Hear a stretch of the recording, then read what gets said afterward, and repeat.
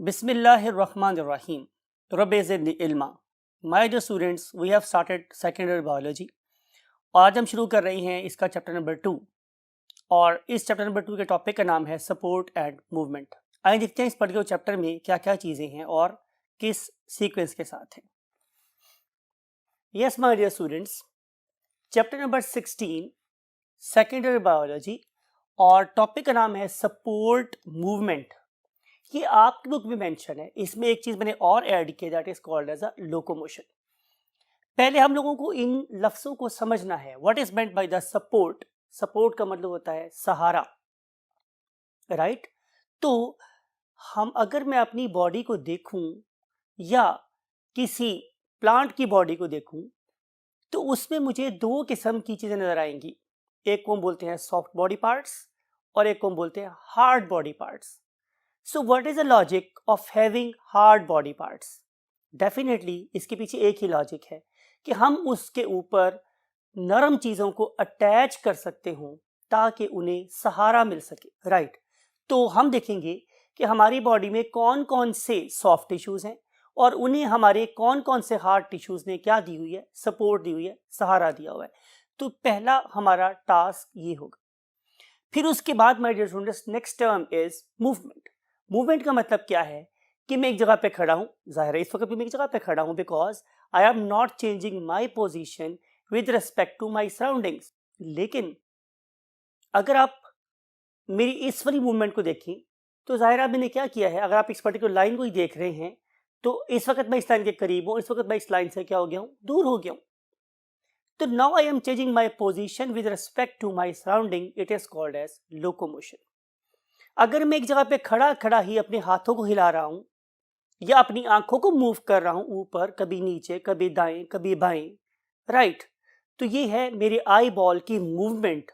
My eyeballs are not carrying out locomotion, they are showing movements, something like the movements in my hands. ठीक है? अगर कोई organism अपनी शक्ल को चेंज करता है एक ही जगह पर अपने आप को एंकर करके, तो उसमें होने वाली हरकत को हम बोलते हैं मूवमेंट। लेकिन अगर पूरा ऑर्गेनिज्म मूव कर जाता है from one place to other place तो हम इसे नाम कर देते हैं लोकोमोशन। तो इस पर्टिकुलर चैप्टर में हम लोग क्या स्टडी करेंगे? सपोर्ट, फिर हम देखेंगे मूवमेंट और फिर हम देखेंगे लोकोमोशन, राइट? आइए हम देखते हैं कि आप लोगों की बुक इस चैप्टर का आगाज कैसे करती है। आप लोगों की बुक बोल रही है कि हमारे पास दो किस्म की चीजें हैं in general.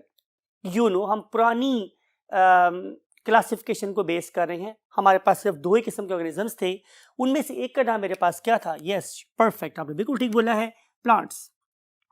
Very first type of organisms were plants, right? और मेरे पास दूसरी किस्म के जो ऑर्गेनिजम्स हैं they are called as none other than animals. बिल्कुल आपने सही बोला है, दो किस्म के ऑर्गेनिज्म हो गए मेरे पास, प्लांट्स एंड एनिमल्स। ये दोनों किस्म के ऑर्गेनिज्म एक्टिविटीज कर रहे हैं। क्या कर रहे हैं? एक्टिविटीज कर रहे हैं। और एक्टिविटीज दो किस्म की हो सकती हैं। नंबर 1, पहली किस्म एक्टिविटी को हम बोलते हैं biochemical activities. Biochemical activities. What is meant bye biochemical activity? That demands what? A support. आप लोगों ने बायोकेमिकल एक्टिविटीज को स्टडी करना है in perspective of this particular topic. या हम ये कहना चाह रहे हैं कि हमारे बॉडी में ऐसे बायोकेमिकल रिएक्शंस हो रहे हैं कि जो सपोर्ट और मूवमेंट के बगैर पॉसिबल ही नहीं है। Can you quote an example for it? तो इसका आंसर ये है यस। अगर आप लोग अपने मसल्स को देखें तो हमारे मसल की मूवमेंट, हमारे मसल की मूवमेंट 100% एक बायोकेमिकल एक्टिविटी है, राइट? सिमिलरली अगर मैं बात करूं उस पर्टिकुलर फूड की कि जो मैंने इंजेस्ट की है, ये हम मेरे पूरे डाइजेस्टिव ट्रैक्ट को मूव करती, इवेंचुअली हमारे एनस में से बाहर निकल आती है। ये सारी की सारी चीज़ क्या है? एक बायोकेमिकल एक्टिविटी है। लेकिन इसका इन्हिसार भी किसके ऊपर है? जाहिर है मूवमेंट के ऊपर है। If there is no movement there can't be any digestion, there can't be any absorption, there can't be any assimilation. तो हमारे बॉडी में डिफरेंट किस्म की बायोकेमिकल एक्टिविटीज़ को कैरी आउट करने के लिए हमें डेफिनेटली एक सपोर्ट सिस्टम की, मूवमेंट्स की और लोकोमोशन की ज़रूरत है। फॉर एग्जाम्पल, अगर एक ऑर्गेनिज्म, मैं एनिमल की बात करूँ, वो लोकोमोट नहीं करेगा तो उसे खाने के लिए फूड नहीं मिलेगी, तो डेफिनेट उसमें डाइजेशन वाली एक्टिविटी भी नहीं होगी। Other thing is called as, दूसरी एक्टिविटीज़ हैं, they are called as physical activities. और जब मैं बात करता हूँ फिजिकल एक्टिविटीज़ की, तो इससे मुराद मेरे पास क्या है कि अब मैं एज अ ऑर्गेनिज्म मूव कर रहा हूँ from one place to another place. और इसकी जो मेरे पास बेस्ट एग्जांपल है माय डियर स्टूडेंट्स, वो क्या है? यस, परफेक्ट, आपने बिल्कुल ठीक बात कही है कि number one of them is called as predation. अगर मैं एक प्रीडेटर हूँ, अगर मैं एक लॉयन हूँ, अगर मैं एक टाइगर हूँ, तो मुझे अपनी फूड को गेन करने के लिए मुझे अपने प्रे को कैप्चर करना है। तो उस पर्पस के लिए I have to exert a lot, मुझे बहुत ज़्यादा ग्राउंड कवर करनी है, मुझे अपने प्रे तक पहुंचना है, उसे कैप्चर करना है, उसको स्ट्रेंगल टू डेथ करना है। इन सारे प्रोसेसेस के लिए definitely I have to have muscles, I have to have bones, I have to have tendons, I have to have ligaments, all this stuff. ये सब चीज़ें होंगी तो ही मेरी ये फिजिकल एक्टिविटी होगी, अदरवाइज एक्टिविटी नहीं होगी। ऑन द अदर हैंड, अगर आप देखें तो एक एक्टिविटी और भी हो रही है इसी प्रोसेस में, और वो क्या है? Saving life. अगर मैं एक प्रेडेटर हूं तो मैं किसी की जान लेना चाहता हूं, और जिसकी मैं जान लेना चाहता हूं उसका नाम क्या है? प्रे। लेकिन on the other hand that very prey is escaping from me, वो मेरे से बचना चाह रहा है। एक डियर है, एक जिराफ है, एक फॉर एग्जाम्पल बाइसन है। तो ये सारे के सारे organism they are trying to escape from me. तो एक तरफ फूड बन के हयात मिल रही है और एक तरफ फूड ना बन के हयात मिल रही है। तो एस्केप, दूसरी बहुत बड़ी एक्टिविटी क्या है मेरे पास? एस्केप।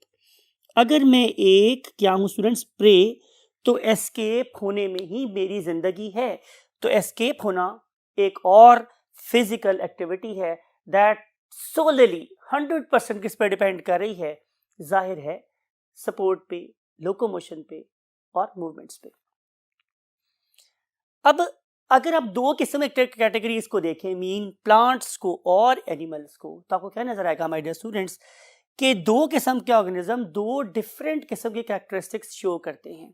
यू नो कि अगर मैं बात करता हूं किसकी? प्लांट्स की, तो प्लांट्स जब होते हैं मल्टी सेलुलर, राइट, तो they can not move, they can not locomote. मैंने कॉन्सेप्ट आपको देना है कि आपकी बुक में ये सर में थोड़ी सी मिसलीडिंग है कि plants they don't show movement. ये कॉन्सेप्ट गलत है।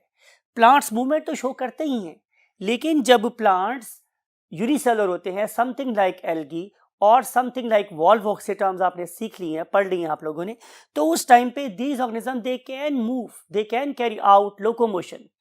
तो प्लांट्स दो किस्म की एक्टिविटी शो करते हैं, सोलली चीफली मूवमेंट, लेकिन जब यूनिसेल लेवल पर होंगे तो वो लोकोमोशन भी शो कर सकते हैं। ऑन द अदर हैंड अगर मैं बात करता हूँ स्टूडेंट्स किसकी? एनिमल्स की, तो सारे के सारे animals except few, can you name, आपने चैप्टर नंबर 10 बड़े इंटरेस्टिंग वे में डिटेल से स्टडी किया है, can you name any animal that can not carry out the process of locomotion? तो यस, परफेक्ट, आप लोगों ने बिल्कुल सही नाम दिया है कि हमारे organisms of phylum Porifera, most of them they cannot move except at embryonic stage.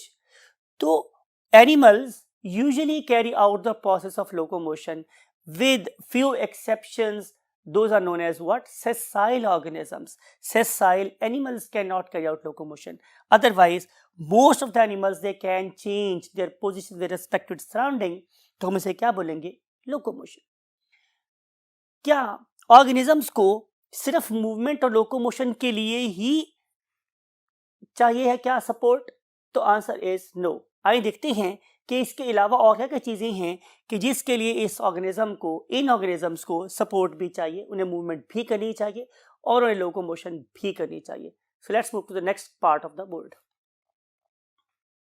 Yes my dear students, another very important reality of the world, reality of the perhaps our world, that is called as the gravity. You know very well, physics में हमने बहुत detail से पढ़ा है कि organism को attract कर रहे हैं, and that very force of attraction is due to gravity. We are living on a mass that is very very huge, and that very huge mass is called as earth. और उस particular huge attractive force को overcome करना कोई आसान सी बात नहीं थी, right? तो ये अगर ये चीज जिसे हम इस चैप्टर में स्टडी करने वाले हैं, अगर वो मेरे पास ना होती तो डेफिनेटली मैं एक क्रीपिंग मैस ऑफ सेल होता, समथिंग लाइक आपको याद होगा कि हमने स्लाइम मोल्ड्स के बारे में डिस्कस किया था कि स्लाइम मोल्ड ऐसे ऑर्गेनिजम्स हैं कि जिनके पास कोई सपोर्ट और मूवमेंट का सहारा नहीं है, तो they can only creep, right?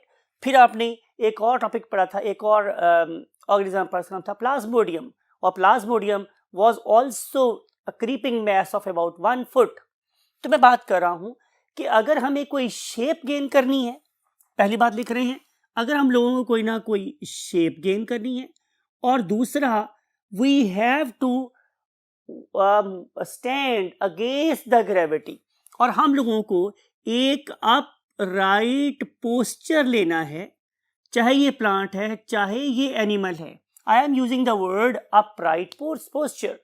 तो इस अपराइट पोस्चर में means if we want to grow against the gravity, if we want to stand against the gravity, and if we want to have the shape, तो फिर हमें क्या चाहिए? Definitely support चाहिए, जिसकी वजह से हम अपने सॉफ्ट बॉडी पार्ट्स को अटैच कर सकते हों with the hard body parts. और जब तक के लिए soft body parts hard body part के साथ अटैच नहीं होंगे, तब तक जाहिर है हम जमीन की ग्रेविटी को ओवरकम नहीं कर सकते। अब हमने अगले पार्ट में ये देखना है हमारे डियर स्टूडेंट्स कि मेरे पास कौन कौन से ऐसे सेल्स हैं या टिश्यूज हैं या ऑर्गन्स हैं कि जो मुझे क्या प्रोवाइड करते हैं, yes, a support that can help और enable me to work against the gravity. तो उसके लिए हम क्या करते हैं, पहले की तरह से 2 पार्ट्स बना लेते हैं। Definitely one of them is called as a plant.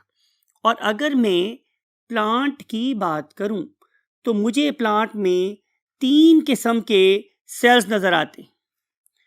Number 1 उनको बोलते हैं parenchymatous cell. Whenever I use the term parenchyma, parenchyma, PARENCHYMA,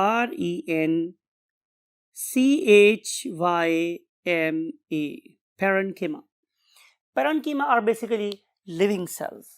ये बहुत ही डेलिकेट लिविंग सेल्स हैं। ये कैसे फंक्शन परफॉर्म करते हैं हम अभी डिस्कस करेंगे, लेकिन फिलहाल आपने सिर्फ इन पर्टिकुलर टिश्यूज का नाम याद रखना है, पेरेन्कीमा। अदर वन और कॉल्ड एज कोलेन्कीमा, कोलेन्कीमा। बहुत से और प्रोनाउंसिएशंस भी अवेलेबल है, खासतौर पे हमारे इस कॉन्टिनेंट के पार्ट में। तो बहुत से लोग इसे कोलेन्काइमा भी बोलते हैं, but the true pronunciation is collenchyma and parenchyma. And last one, not the least, is called as sclerenchyma. Sclerenchyma.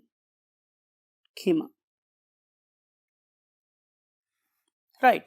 So these are 3 different types of cells or tissues. Those are providing what the strength to the plants to have a upright or erect posture. ठीक है, अब हम चलते हैं animals की तरफ, देखते हैं कि एनिमल्स में कौन कौन से ऐसे टिश्यूज और ऑर्गन हैं that enable them to have a withstand or upright posture against the gravity. उसमें सबसे पहला फीचर मेरे पास क्या है? yes, you are perfect, bones. तो हमें सबसे पहले क्या होनी चाहिए? हमारे पास bones होनी चाहिए, and then we should have cartilage. We should have nothing other than cartilage, and then we should have another very very important thing that is called as the ligament. Ligament. अगर हमने सही function perform करनी है तो हमें ligaments भी चाहिए हैं। So these 3 types of supporting tissues, they are essential with the animals if they want to have an erect posture, right? अब आपको ये पता है कि बोन्स तो वैसे हार्ड स्ट्रक्चर है, इन बोन्स के एंड पे मेरे पास कार्टिलेज है, वैसे ही आपके नोज के टिप भी बना रही है और ये आपके कान को भी शेप दे रही है। डेफिनेटली इसकी शेप, ये पोस्चर इसका ड्यू टू कार्टिलेज है। और लिगामेंट ये मेरे पास वो कनेक्टिव टिश्यू है that is going to wrap the small bones, something like there are 8 bones over here, पढ़ेंगे इनको। तो इन 8 बोन्स को अपनी जगह पे इंटैक्ट रखने वाली चीज का नाम मेरे पास क्या है? लिगामेंट। तो ये वो चीजें हैं कि जो एनिमल्स में प्रेजेंट हैं, जिसकी वजह से इससे अपनी बोन्स को जगह पर रखने में और इरेक्ट होने में हेल्प हो रही होती है। Now we want to see the role, कि वो कौन कौन सा रोल है जो ये वाला सिस्टम परफॉर्म कर रहा है for the animals and plants. तो सबसे पहला फीचर, सबसे नंबर 1 फीचर मेरे पास क्या है? Yes, help in nutrition. अभी मैंने डिस्कस किया आप लोगों के साथ कि इकोसिस्टम किस चीज पे बेस कर रहा है, खाओ या खाए जाओ। अगर एक मेरे पास हर्बीवोर है तो वो किसको खा रहा है? किसी प्लांट को, राइट? अब अगर प्लांट को हर्बीवोर नहीं खाएगा तो हर्बीवोर मर जाएगा, राइट? सिमिलरली इस मौके पे ये किसको खा रहा था? प्लांट को। अगले लम्हे पे it will be taken up by, ये खाया जाएगा किसकी मदद से? Definitely by means of a predator. तो यही प्रिंसिपल चल रहा है। तो दोनों केस में अगर एक एनिमल चल के प्लांट के पास नहीं जाएगा तो भूख से मर जाएगा, सिमिलर प्रेडेटर चल के अपने प्रे के पास नहीं जाएगा तो मर जाएगा।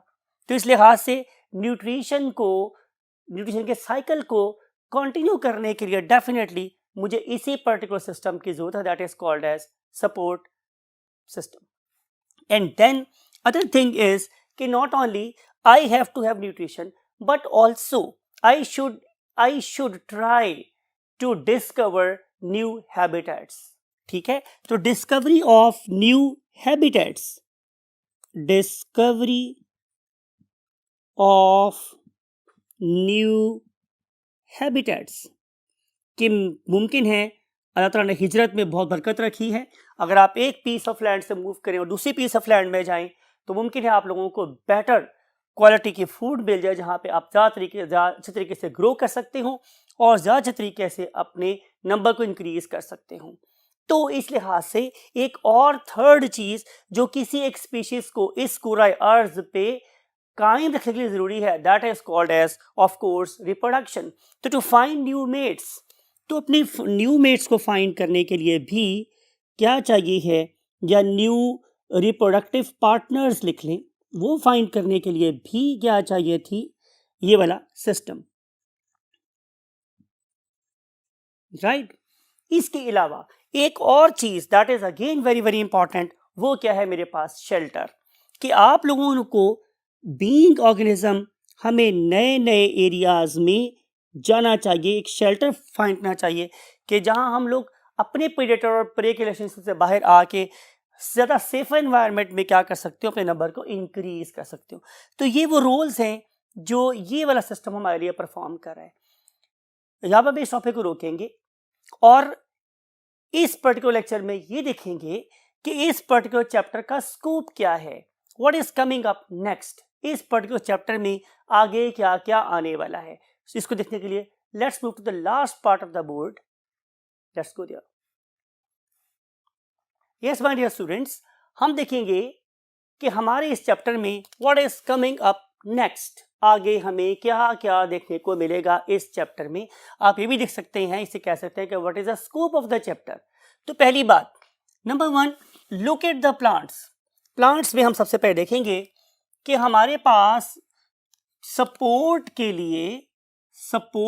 लिए कौन कौन से सेल्स हैं, उनकी कौन कौन सी टाइप्स हैं, और इवेंचुअली उनसे मेरे पास कौन कौन से क्या बन सकते हैं? टिश्यूज बन सकते हैं। उसको लिख भी लेते हैं हम लोग यहाँ पे कि यहाँ पे सेल कौन कौन से हैं और वो आपस में मिलके कौन कौन से क्या बना सकते हैं?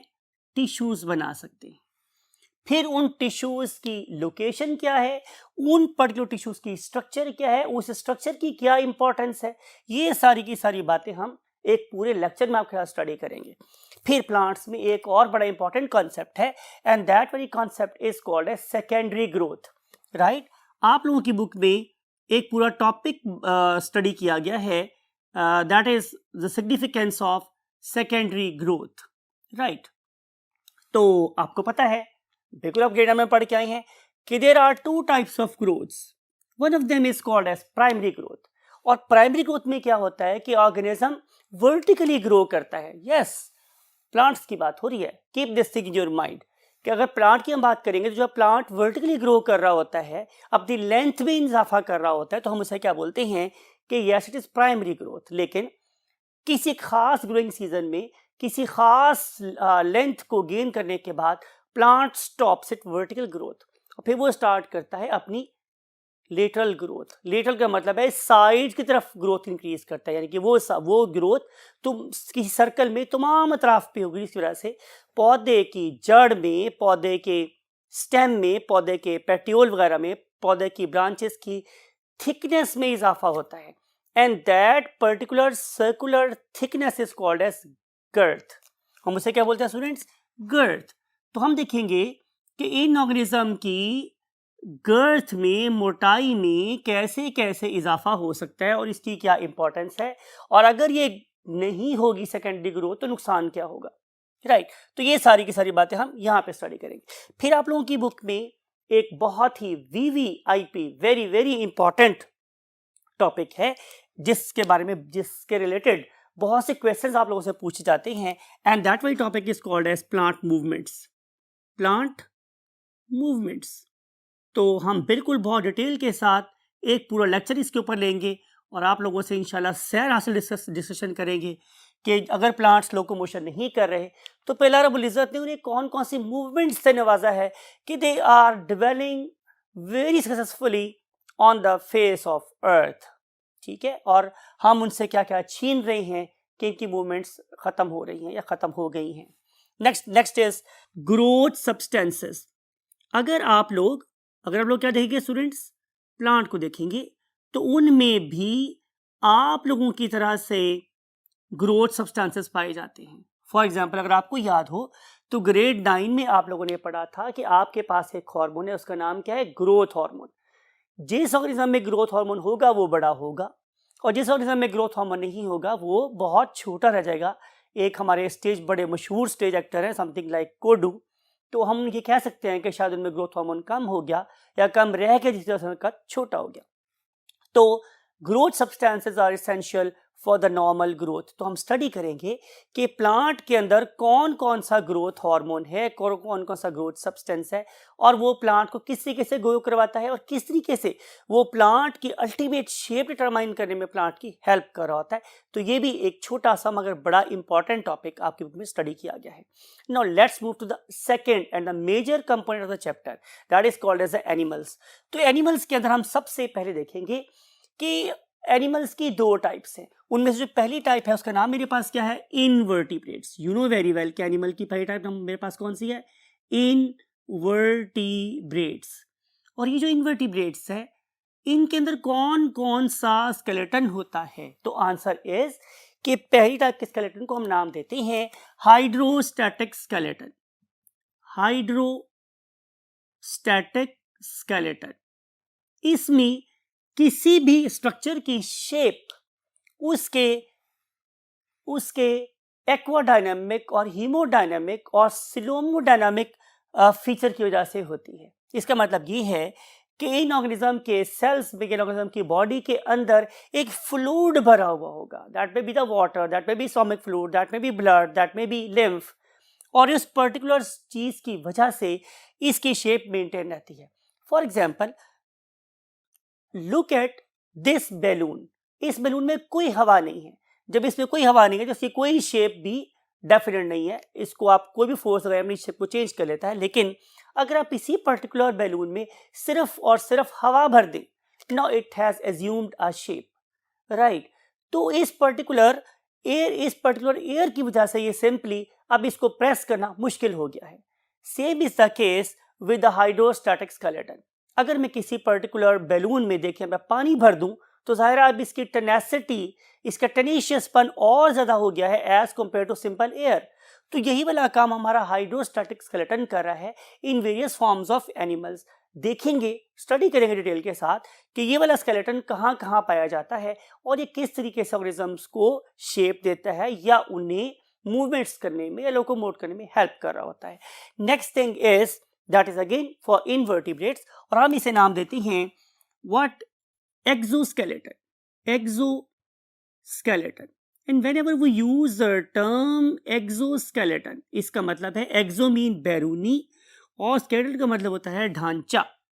Exoskeleton एक ऐसा ढांचा या hard structure that is lying outside the body and protecting the what, viscera. Viscera पढ़ाया था मैंने आप लोगों को कि विसरा का मतलब होता है soft body parts, something like your small intestine, something like your liver, something like your stomach, something like your kidneys etcetera. तो ये मेरे सॉफ्ट बॉडी पार्ट्स है. Something like your lungs, something like your heart.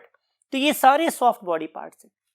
अगर इन soft body parts के सबसे बाहर कोई hard shell मौजूद हो तो हम उसे नाम देते हैं एक्सोस्केलेटन. हम देखेंगे एक्सोस्केलेटन किन किन ऑर्गेनिजम्स में पाया जाता है, कैसे बनता है, किस चीज से बनता है, और आखिर इस हार्ड चीज को मूव करवाने के तरह ने क्या क्या चीजें यूज की हैं और ये कैसे मूव करता है. तो it is the again a complete full fledge topic. उसे हम एक प्रॉपर लेक्चर में स्टडी करेंगे. फिर हम मूव करते हैं स्केलेटन के लास्ट और सबसे सुप्रीम पार्ट की तरफ, and that is called as endoskeleton. That is called as what, endoskeleton. अब इस वाले केस में क्या होगा कि जो हार्ड बॉडी पार्ट्स हैं, something like the bones, they are lying inside, but the soft body parts they are lying outside. Bone is lying inside and soft body part is lying outside. अगर ऐसा case हो तो endo का मतलब हो गया अंदरूनी और स्केलेटन का मतलब क्या, ढांचा. अब ढांचा अंदर है और सॉफ्ट बॉडी पार्ट्स बाहर हैं, राइट. इस पर्टिकुलर टॉपिक में हम देखेंगे कि हमारे पास कौन कौन से सेल्स हैं कि जो बेसिकली इस पर्टिकुलर स्केलेटन को बनाते हैं. अगर इनमें कोई प्रॉब्लम आ जाए तो वो कैसे ओवरकम की जाती है. इस पर्पस के लिए हम सबसे पहले स्टडी करेंगे किसको, ह्यूमन स्केलेटन को. हम हजरत इंसान को लेंगे. ये जाहिर है हजरत इंसान का स्केलेटन होगा और इसमें हम देखेंगे कि कौन सी बोन कहाँ कहाँ है और इसके अंदर कौन कौन सी बोन कौन कौन सा फंक्शन परफॉर्म कर रही है, right. And then we will study कि ये जो मेरा स्केलेटन है ये एक पीस पे कंसिस्ट नहीं कर रहा. इसमें बहुत सारी बोन्स हैं. बोन्स का कितना नंबर है, पैदाइश से पहले मेरे पास कितनी बोन्स होती हैं, मैच्योर होने के बाद वो बोन्स कितनी हो जाती हैं, कम होती हैं या बढ़ती हैं, स्टडी करेंगे. फिर उसके बाद हम देखेंगे कि अगर क्या ये जॉइंट एक ही है तो आंसर इज नो, और क्या ये स्केलेटन एक है तो आंसर इज नो. इसके बहुत सारे कंपोनेंट्स हैं, वो कंपोनेंट किसी खास पॉइंट में से जुड़े हुए हैं. एंड दैट वेरी प्लेस कि जहाँ पे दो बोन्स आपस में आके जुड़ती हैं, आर्टिकुलेट करती हैं, that very point is called as a joint, something like it. ये वाली बोन इस पर्टिकुलर बोन से जुड़ रही है इस खास पॉइंट पे, that is called as a joint. तो हम देखेंगे माय डियर स्टूडेंट्स कि मेरे पास कौन कौन से जॉइंट्स हैं. नॉट ओनली मैंने देखना है कि मेरे पास कौन कौन से जॉइंट्स हैं, बल्कि मैं देखूंगा कि ये जॉइंट्स आखिर वहां पे क्यों हैं और प्लस इसकी ये कौन सी टाइप है. फबिअय्यि आलाइ रब्बिकुमा तुकज़्ज़िबान. अल्लाह ने हर एक जॉइंट को उसके ज़रूरत के मुताबिक बनाया है. हम स्टडी करेंगे जॉइंट्स को. Then we will see a very very important topic, और वो क्या है मेरे पास, डिफॉर्मिटीज ऑफ द स्केलेटन. जब मैं बात करता हूँ फॉर्मेशन, इसका मतलब बनना, डिफॉर्म, ये चीज में बिगाड़ पैदा हो जाना. तो डिफॉर्मिटीज का मतलब मेरे पास ये है कि मेरे स्केलेटन में कौन कौन सी खराबियां आ सकती हैं, राइट. ये खराबियां मुमकिन है मेरे खाने की वजह से हो, मुमकिन है किसी एक्सीडेंट की वजह से हो, मुमकिन है ये मेरी जेनेटिकली कोई प्रॉब्लम मेरे स्केलेटन में आ गई हो. तो उन सारी की सारी डिफॉर्मिटीज को हम स्टडी करेंगे. सारी की सारी नहीं, ज़ाहिर है ये एफएससी का लेवल है, मेडिकल कॉलेज नहीं है. उनमें से बस ऐसे ट्रेलर सा दिखाएंगे आप लोगों को कि कौन कौन सी डिफॉर्मिटीज हो सकती हैं और क्या हम किसी हद तक इन डिफॉर्मिटीज को ठीक कर सकते हैं या नहीं कर सकते, और अगर कर सकते हैं तो हमारी लिमिट्स क्या हैं और what is beyond our limit as a human. तो इनको हम लोग स्टडी करेंगे इस टॉपिक में. देन हम स्टडी करेंगे एक बहुत ही mammoth topic in your book, और मेमथ का मतलब होता है बहुत बड़ा सा टॉपिक है, और उस बड़े से टॉपिक का नाम मेरे पास क्या है students, the great mechanical force providing structures for the locomotion, for the movement, and that very great organ is called as muscles. फिर हम देखेंगे कि इन पर्टिकुलर मसल्स की कितनी टाइप्स हैं। आप कुछ पढ़ के आए हैं ग्रेड 9 में। आपको पता है कि हम स्टडी कर सकते हैं स्मूथ मसल्स, हम स्टडी कर सकते हैं कार्डियक मसल्स, हम स्टडी कर सकते हैं स्केलेटल मसल्स। तो फिर हम एंड पे जब स्केलेटल मसल पढ़ेंगे तो फिर उसकी डिटेल शुरू हो जाएगी, और उस पर्टिकुलर टॉपिक में हम डिस्कस करेंगे definitely skeletal muscles. Skeletal muscles हमारे इस पर्टिकुलर ढांचे को मूव करवाने के लिए मेरे पास कौन कौन सा मसल अटैच है। फिर हमारे इस पर्टिकुलर मसल को हम अंदर जाके स्टडी करेंगे। अब मैंने क्या करना है कि मैंने अगर एक मसल को स्टडी करना है तो मुझे क्या करना पड़ेगा, मुझे सबसे पहले किसी बंदे की स्किन को काटना पड़ेगा, से इट इज डेड बॉडी, और मैं इस डेड बॉडी में मसल्स के एलिमेंट को दिखना चाहता हूं तो I have to carry out incision, मुझे कट लगाना पड़ेगा, स्किन को काटते दिखना पड़ेगा कि यहाँ पे मसल्स कहाँ कहाँ अटैच हैं। तो पहले मैं मसल को सिर्फ क्या स्टडी करूंगा, बाहर से स्टडी करूंगा, that is called the gross anatomy. मैं उसकी ग्रॉस एनाटॉमी स्टडी करूंगा, लेकिन उसके बाद मैं इस पर्टिकुलर मसल की क्या बनाऊंगा, slide, that is called as you know very well, मुझे बोलते हैं histology. We will study the histology of the muscles. तो मुझे पता चलेगा कि इसमें बेसिकली स्ट्राइएशंस हैं, इसीलिए मैं इस स्केलेटल मसल को बोलता हूँ स्ट्राइएटेड मसल। लेकिन ये स्ट्राइएशंस क्यों हैं, ये क्यों बन गई मेरे पास, फिर इसके अंदर जो मसल है वो आखिर कैसे छोटा हो रहा है, कैसे बड़ा हो रहा है, बिकॉज यू नो कि muscles are the only organs that can contract and relax. तो हमारा मसल कैसे बड़ा हो रहा है, हमारा मसल कैसे छोटा होता है, उस पर्टिकुलर प्रोसेस की मोलेकुलर बेसिस को अंडरस्टैंड करने के लिए we have to go through a very very important topic that is called as ultra structure of muscle. Ultra structure of muscle ये हम स्टडी करेंगे, right. After studying the ultra structure of muscles, अब हम क्या study करेंगे students, अब हम देखेंगे कि हमारी एक पर्टिकुलर स्ट्रक्चर है that is called the arm. तो उस पर्टिकुलर आर्म में मेरे मसल्स की क्या अरेंजमेंट है, ठीक है, कैसे मेरी जो एक दुनिया की सबसे ज्यादा टाइप्स ऑफ मूवमेंट करने वाली स्ट्रक्चर मीन आर्म, ये इतने सारे फंक्शन कैसे परफॉर्म कर लेती है, how I can carry out supination, pronation, abduction, circumduction, ये डिफरेंट किस्म के मूवमेंट्स हैं, राइट। ये एक्सटेंशन, देन फ्लेक्शन, ये इतना कुछ कैसे कर लेती है, definitely it is due to differential arrangement of muscles around the bones. कोई भी मूवमेंट मसल के बगैर नहीं हो सकती, लिहाजा हम लोगों ने बहुत ज़्यादा कॉन्सेंट्रेट करना है किस चीज़ को, अरेंजमेंट ऑफ मसल्स को। तो हम यहाँ पे अरेंजमेंट ऑफ मसल्स को स्टडी करेंगे। अरेंजमेंट ऑफ मसल्स को स्टडी करेंगे, राइट। और डेफिनेटली इसकी जो एसोसिएटेड मूवमेंट्स हम वो भी स्टडी करेंगे। और फाइनली जैसे मैंने बताया था कि आप लोगों के चैप्टर के हेडिंग में सिर्फ दो बातें लिखी गई हैं, one of them is called as support, other one is movement, but मैंने ऐड किया उसके अंदर क्या, लोकोमोशन। तो हम आखिर में हम स्टडी करेंगे किसको, लोकोमोशन को। और जब मैं लोकोमोशन की बात करता हूं तो आपको पता है हमारे स्टूडेंट्स कि मेरे पास दो किस्म के ऑर्गेनिजम्स हैं। Number one, invertebrates. तो मुझे स्टडी करनी है लोकोमोशन इन वेरियस इनवर्टिब्रेट्स। जाहिर है मुझे स्टडी करनी पड़ेगी पैरामीशियम में, यूग्लिना में, सी एनेमनी में, प्लेटलमेंथिस के मेंबर्स में, अर्थवर्म में that is a member of annelid. फिर मुझे स्टडी करनी पड़ेगी in cockroach that is basically arthropod, in starfish that is basically echinoderm. तो मुझे वेरियस टाइप के इनवर्टिब्रेट्स की locomotion, how they change their relative position with respect to the surrounding, तो उसे हम किस में स्टडी करेंगे, इनवर्टिब्रेट्स में। लेकिन क्या मेरे पास सिर्फ इनवर्टिब्रेट्स है, तो आंसर इज नो, भाई मेरे पास तो वर्टिब्रेट्स भी हैं। तो जब मैं बात करूंगा वर्टिब्रेट्स की तो आपको ये वाली बात भी पता है कि मेरे पास वर्टिब्रेट्स की कम से कम 5 क्लासेस हैं, you know, Pisces, amphibians, reptiles, birds and mammals. तो मैं उन पांचों टाइप्स में लोकोमोशन स्टडी करूंगा। देन फाइनली मेरा favourite topic, I am a very strong believer of evolution.